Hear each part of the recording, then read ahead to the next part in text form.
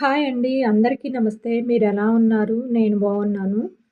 ఈరోజు కొరమీను చేపల పులుసు. ఒక కేజీ చేపలను కడిగి తీసుకోవాలి. చిన్న చిన్న ముక్కలుగా కోసుకోవాలి. ఉల్లిపాయ, పచ్చిమిరపకాయ కోసి తీసుకొని, చింతపండు గుజ్జు తీసుకోవాలి.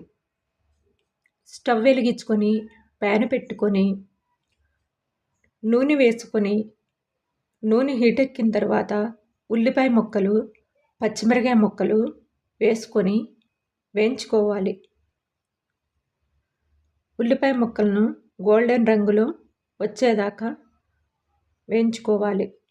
2 స్పూన్లు అల్లం వెల్లుల్లి పేస్టు, చిన్న స్పూను పసుపు, కొత్తిమీర వేసుకొని వేయించుకోవాలి.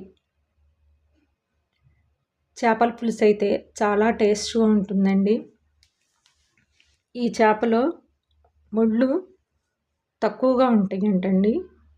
ఈ చేపల పులుసు అయితే నాకైతే చాలా ఇష్టము.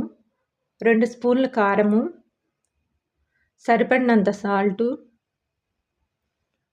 వేసుకొని వేయించుకోవాలి. వేగిన తరువాత చేప ముక్కలను వేసుకోవాలి. చేప ముక్కలను ఒక్కసారే గంటితో కలపండి. తర్వాత కలపవద్దు. చింతపండు రసాన్ని పోసుకోవాలి. 1 స్పూను గరం మసాలా వేసుకొని బాండీతో కలుపుకొని మూత పెట్టుకొని ఉడికించుకోవాలి. మూత తీసిన తర్వాత కొత్తిమీర వేసుకొని 1 నిమిషం ఉడికించుకొని స్టవ్ ఆఫ్ చేసుకోవాలి.